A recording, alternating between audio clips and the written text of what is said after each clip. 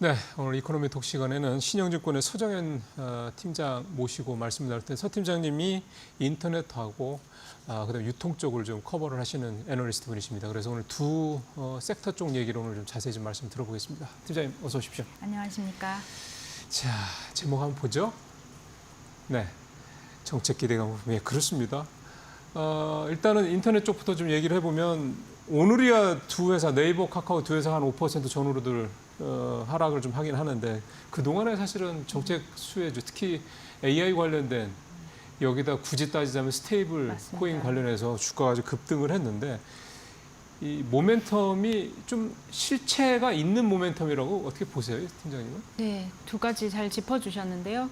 뭐 AI 관련한 정책 수혜감, 수혜 뭐 기대감, 그 다음에 또 정책을 뒷받침해주는 인사, 정부의 인사, 하정우 예, 수석. 하정우 수석 그 센터장의 이제 AI 수석 임명 이런 것들이 복합적으로 네이버, 카카오를 움직이게 하는 첫 번째 이제 호재로 작용했다라고 본다라면은 거기에 더해서 이제 스테이블 코인은 조금 지금 와서 이제 뭐 결과론적인 얘기일 수 있지만 좀 무리스러운 또 불이 붙는 느낌이 네. 없진 않았습니다. 그래서 좀 뭐 최근에 또 단기적으로 따라 사셨던 분들 입장에서는 오늘의 이 조정이 어제 오늘의 조정이 좀 속상하고 안타까울 수는 있겠으나 그렇죠. 네. 근데 저희가 이제 뭐 하루 이틀 또 단기 트레이딩 하는 것을 목표로 이렇게 추천을 그러면? 드린 건 아니니까는 그러면? 그런 측면에서 보자면은 지금의 이 조정이 조금 편안할 수 있다. 이렇게 저희는 판단을 하고 있습니다. 그래서 스테이블 코인은 애초에 어떤 재료로서의 작용은 하겠으나 금융 제도나 시스템이나 네. 그런 정책이라는 것이 그렇게 한두 달 만에 쓱딱 가능한 것이 아니라는 거 다들 아실 거예요.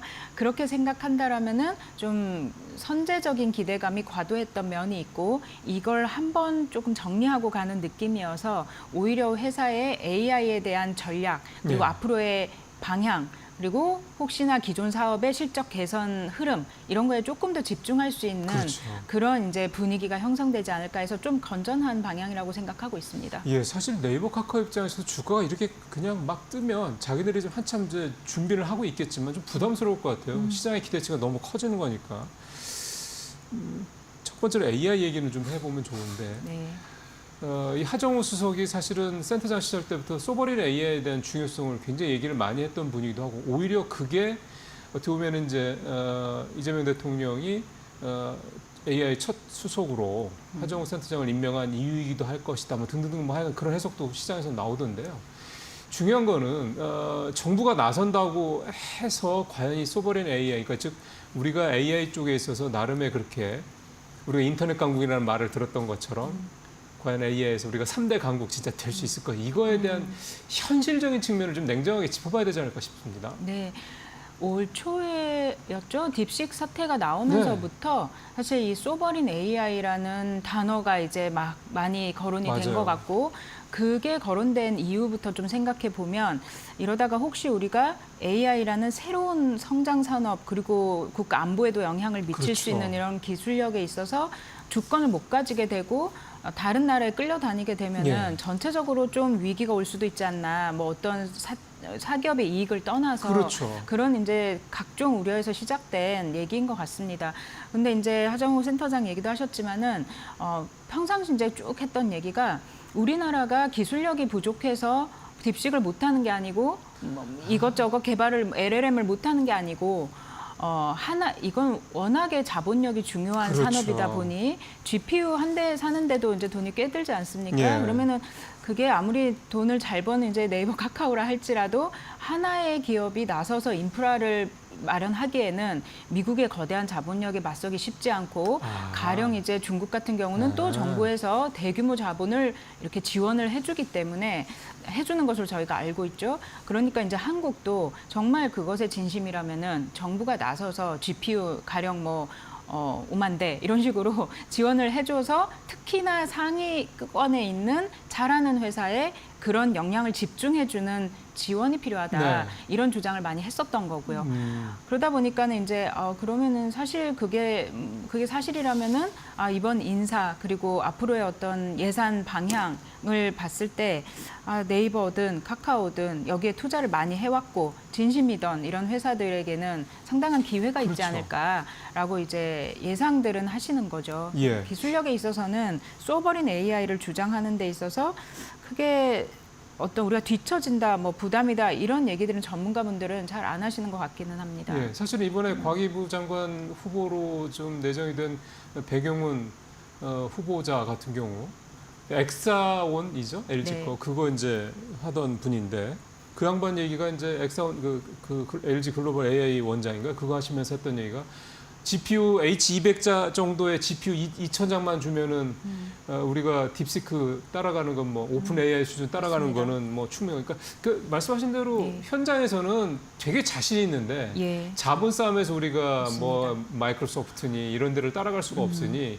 이거는 중국처럼 결국은 국가가 나서서 밀어줘야 된다. 이제 이 얘기가 되는 거니까 그러면 맞습니다.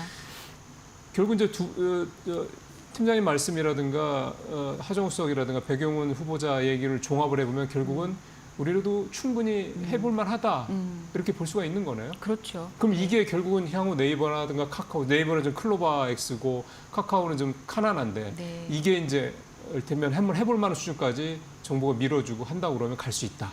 예. 거기에서 이제 갈 수 있고 내놓을 수 있다.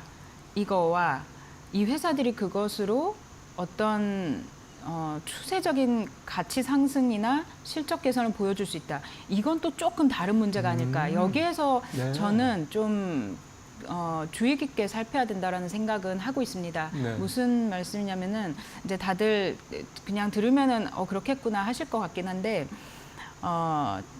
정부에서 어떤 인프라 사업을 지원을 해주고 또 할 때는 우리 지금 이제 정부에서 얘기하듯이 모든 국민이 AI라는 이 기술을 저렴하게 네. 쓸 수 있게 하는 그렇죠. 나라를 만들겠다. 이게 말하자면 최대 목표거든요. 그렇죠. 그러면은 이제 우리가 실컷 지원은 이제 받고 열심히 했어요. 근데 이걸 수익화는 혹시 좀 다른 얘기가 되는 거 아닌가? 이런 생각은 그러네. 좀 해봐야 하긴 한다. 그래서 이게 당장 하반기 이슈도 아니고 결국 한 최소 1, 2년 정도는 그럼요. 걸려야 되는 문제가 될 텐데 이 1년 후 또는 3년 후, 5년 후에 이게 이 회사의 새로운 성장 동력으로서 돈을 많이 벌어주는 지금의 어떤 광고 플랫폼처럼 그런 또 사업이 될 수 있을지에 대해서는 또 이 구현에 관한 과정을 좀 면밀하게 볼 필요는 네. 있다고 보고요. 이제 경험적으로나 우리가 좀 예측하는 그런 수준에서는 약간의 좀 걱정이 있는 것도 사실입니다. 네, 들인 돈에 비해서 사실은 작년 8월에 모건 스탠리 그 리포트도 그렇고 결국 수익성에 대한 부분이 AI 관련해서는 계속해서 문제 제기가 되다 보니까 맞습니다. 결국 두 회사도 좀 마찬가지 부분 이런 부분들도 있다라는 걸 좀 감안하실 필요가 있겠습니다. 그 짧게 하나만 더 여쭤보면 스테이블 코인 이거가 이 두 회사한테 돈이 좀 되려나요? 아니 이게 이제 오늘 이제 이런 기대감이 빠지면서 안 좋긴 그런 거죠. 하지만요. 이것 때문에 빠진다라는 거 그 자체가 이미 이거에 대한 기대감이 많았구나라는 거를 이제 우리가 생각할 수가 있고 당분간은 조금 조정의 재료가 될 거다라고는 생각을 하는데요. 이 스테이블 코인에 이제 이걸 수익화하고 사업화할 수 있는 것의 가장 큰 배경 중에 하나는 이 두 회사 모두 페이를 가지고 그렇죠. 있다라는 거. 그렇죠. 그리고 특히나 이제 금융이나 증권이나 이런 예. 플랫폼 그리고 카카오는 실제로 이제 상장도 되어 있고 그렇죠. 그거 관련해서 사업화하고 수익화를 하고 있기 때문에 만약에 우리가 자체적으로 스테이블 코인 같은 것을 이제 제도화돼서 각사가 그런 사업을 할 수 있게 되면은 정말 이제 간단한 예로는 그 카드사에게 주는 그런 수수료라던가 안 내도 되니까. 그런 네, 네. 비용만 해도 어마어마하지 않겠습니까? 그렇겠죠. 그거를 사실 뭐 이익으로 다 온다 아니면은 반은 마케팅으로 쓴다라고 해도 엄청난 이제 호재가 되는 거는 사실입니다. 가능성이 이제 충분히 있긴 있는 거군요. 언젠가는 글쎄요. 전 세계가 지금 이런 얘기를 하고 있기 때문에 가능성이 있겠으나 이제 또 하나 우리가 짚어봐야 할 것은 이 원화라는 것 자체가 기축통화는 아니지 아니기 않습니까? 때문에. 네. 그랬을 때 이제 원화 스테이블 코인이 뭐 달러나 다른 그런 좀 글로벌리 힘 파워가 있는 스테이블 코인 대비 얼마나 안정성과 그렇죠. 기능성을 가질지 그 부분에 대해서는 조금 이제 뭐 애로사항이 있을 수 있다. 한국은행이랑 BIS가 어젠가요? 자료 내가지고 딱 그 부분을 지적을 하더군요. 네, 네. 안정성 문제. 맞습니다. 이게 또 루나 스테라 사태 한번 우리가 경험을 해봐서 더 이런 부분이 있는 것 같습니다. 마지막으로 두 종목만 놓고 투자 전략을 팀장님이 짜주신다면 짧게 한 말씀만 더. 예, 뭐 항상 이제 과거 한 5년 전쯤이었죠.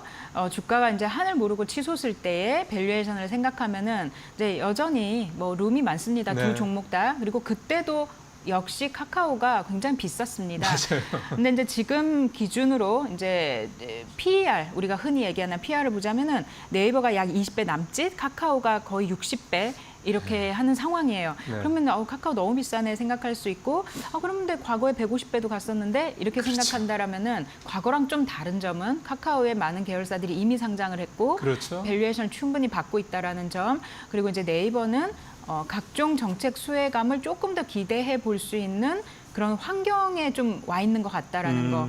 그리고 AI 관련해서 네이버는 자체적으로 사실 카카오랑 비교가 되지 않는 수준의 투자를 많이 해왔습니다. 맞아요. 네. 그래서 여기에서 이제 조금만 더 이렇게 밀어주면은 사실은 뭔가를 더 해낼 수 있는 그런 가능성들이 많이 나올 수 있을 것 같고요. 아무려면 이제 한국에서 가장 많은 한국어 기반의 데이터를 가지고 그렇죠. 있는 회사이기 때문에 그렇죠. 뭘 하려고 해도 좀 우위에 지금 이미 와 있다라고 보고 있습니다. 네. 여력이 훨씬 좀 클 수 있다라고 봅니다. 네. AI가 성장을 하는데 일단 인프라 구축을 해야 되고 그 다음에가 사실 데이터인데 예. 말씀하신 대로 데이터 측면에서는 어쨌든 네이버가 훨씬 더 이제 위에 있는 건 분명하니까요. 자, 이번에는 유통 얘기를 좀 해보도록 하겠습니다. 유통이요, 되게 소외되고 버림받다시피 한 그런 섹터였는데 주가 보시면 깜짝 놀라실 분들 많으십니다. 주가가 꽤 많이 올라 있습니다. 네, 그래서 뭐가 그렇게 좋은 거야? 내수는 지금 몇 년째 장기 침체인데 그렇게 생각을 하실 수가 있는데 실제로 안 그렇고요. 또 최근에 추경에 아주 추경 내용 자체가 내수 활성화 차원 아니겠습니까? 소비를 촉진시키겠다는 내용도 소비 쿠폰을 통해서 이게 있기 때문에 유통주 한번 오늘 팀장님 모신 김에 좀 자세히 좀 말씀 들어보겠습니다. 중요한 거는 결국 추경해서 우리 유통주들이 정말 한번 바람 한번 쫙 잡을 수 있겠느냐 이런 기대감이 있는 것 같은데 네. 팀장님께서 보시기에는 어떻게 생각이 되세요? 조금 또 천물스러운 언급일 수는 있겠지만은 사실 그 차트를 이제 조금 자세히 보면은 추경 얘기 나오기 전까지가 더 흐름은 좋았던 것 같습니다만, 전체적으로는 그런 것 같은 느낌이 듭니다. 네. 근데 이제 추경으로 또 일부 뭐 편의점 등등 해서 회사들이 좋았던 종목도 있기는 합니다만, 저희가 이제 과거 여러 사례를 통해서 이 추경의 효과를 먼저 좀 말씀을 드리면은 사실 소비 쿠폰을 뭐 정부 예산 10조든 15조든 풀어서 준다라는 것이 다 우리 시장에 상장되어 있는 회사들로 소비가 사실은 들어오기가 쉽지가 않죠. 그렇죠. 그건 아니죠. 네. 그래서 뭐 경기가 이것으로서 부양이 돼서 이 마중물의 역할을 해준다라면은 그거는 이제 조금 뭐 네. 분수 효과 이런 걸 기대할 수 있겠지만은 사실 이건 아주 단기적인 효과이고 근본적인 해결책은 아니지 않나. 이건 그러면. 좀 상식적으로 생각하실 네. 수 있을 것 같고요. 주가에 대한 영향도 마찬가지로 이 얘기 있기 전까지가 흐름이 사실은 더 좋았다. 그러면은 왜 경기가 최악이라고 생각되는 지난 연말, 올해 연초 그렇죠. 오히려 주가는 더 움직이고 좋았을까? 왜 올랐느냐. 그게 이제 좀 중요한데 맞습니다. 사실 경기랑 무관하게 우리 이 상장된 유통 주요 회사들의 체력이 좀 많이 좋아졌습니다. 체력이 좋아졌다. 그 얘기는 좀 경기에 흔들리지 않을 정도로 이제 안 좋은 것들을 좀 많이 이렇게 벗어냈어요. 그래서 내가 매출이 한 0.5%밖에 안 늘어도 이익은 좀 많이 늘 수 있게. 그러니까 역신장만 하지 않으면은 회사가 좀 어느 정도는 온고잉 할 수 있게끔 말하자면 효율화 작업을 많이 해왔다는 거고요. 그 와중에 네. 어느 정도의 이 소비가 그래도 조금 개선되는 흐름으로 지금 가고 있다라고 저희는 판단은 하거든요. 네. 그랬을 때 매출이 당연히 이제 마이너스로 가는 상황은 아니고 또 여러 가지 변수들이 있지만은 뭐 중국인 관광객 기대감이라던가 맞아요. 네. 그러면 또 중국에 와주면은 또 그 관련된 각종 산업들이 또 활성화가 될 수 그렇겠죠. 있겠죠. 그러면서 또 쿠폰에 버금가는 그런 또 소비가 진작이 될 수도 있는 거고 이 한국인들도 그랬을 때 회사들은 이미 체력을 조금 슬림하게 회사를 많이 몇 년 동안 노력해 왔고 여기에서 외형이 조금만 받쳐준다라면은 실적 측면에서 그러게요. 크게 무리가 없는 그런 판을 좀 만들어 놨었어요. 그 와중에 이제 주주 환원이나 이런 걸 또 배당도 적극적으로 그렇고. 얘기를 예, 하다 보니까 예. 유통주가 좀 많이 올랐고요. 외부 환경적 변수도 좀 하나 있었는데 그건 저는 관세 때문이었다는 생각도 드는 것이 트럼프 행정부 들어오면서 관세로 하도 이제 1분기 많이 시끄러웠죠. 그때 조금 피해 있던 섹터였습니다. 그러니 이제 니치로서 여기 그러네요. 싸고 기대감도 있고 관세 영향도 안 받고 이러면서 오른 면이 크다 이렇게 보고 있습니다. 지금 이 팀장님 말씀 들어보니까 뭔가 살기 위해서 굉장히 최근 몇 년 동안 다들 노력했다라는 게 좀 맞습니다. 느껴지는 말씀을 해주셨는데 네. 우리가 이제 음식료, 뭐 화장품, 뭐 이런 종목들 이를테면 예전에는 그냥 경기 방어주 또는 뭐 내수주, 뭐 소비재 쪽에 있긴 합니다. 뭐 이렇게 생각하던 업종들이 지금은 수출을 많이 하면서 예. 특히 뭐 라면이 대표적인 삼양식품 같은 게 대표적인데 완전히 성장주가 돼버렸지 맞습니다. 않습니까? 예. 그러면 유통주도 일종의 그런 식의 뭔가 체질 전환을 통해서 체질 변화 정도가 아니라 전환을 통해서 이를테면 성장주라든가 뭔가 이렇게 좀 변화가 크게 있을 수도 있을까라는 기대감에 네. 어떻게 보세요? 예, 참 힘들고 조금 아쉬운 부분인 것 같습니다. 왜냐하면은 말씀하신 대로 음식료나 화장품이나 이런 우리가 주로 얘기하는 소비재들과 또 이 유통이라는 이건 소비재라고 하기보다 이제 플랫폼인데 플랫폼이죠. 이 산업들의 이제 가장 큰 차이점을 드러내주는 키워드는 컨텐츠냐 플랫폼이냐 이 차이인 것 같습니다. 컨텐츠는 수출이 가능한 거거든요. 그렇죠. 그리고 문화의 차이나 그 국가에서의 어떤 뭐 락인을 시키기까지 예. 스며들기까지 시간이 오래 들어서 그렇지 어떤 게 이제 탁 터져주면은 거기에서부터 이제 좀 밀고 나가는 힘이 생기는데요. 예. 이 플랫폼이라는 것은 또 다르게 얘기하면은 장치 산업이고 그러네요. 규제 산업입니다. 그렇죠. 그래서 물론 음식료도 한 번 사고 나면은 이제 큰일 나는 화장품도 한 번 사고 나면 큰일 날 수 있죠. 존폐에 이제 갈릴 수가 있는데 이 플랫폼은 그냥 뭐 우리 산업 보호해야 돼, 너 오지 마 이렇게 되면은 한국도 월마트가 왜 나가고 까르푸가 왜 나갔냐를 생각해 보면은 그러네요. 플랫폼 쉽지가 않다. 그래서 그런 측면에서 이제 베트남이나 인도네시아에서 또 사업을 잘 확장해 가고 있는 롯데쇼핑 그리고 미국에서 또 M&A를 통해서 또 꾸준하게 실적을 잘 내고 있는 이마트가 예. 어찌 보면은 이 내수의 한계를 벗어나기 위해서 예. 지속적으로 노력은 하고 있다.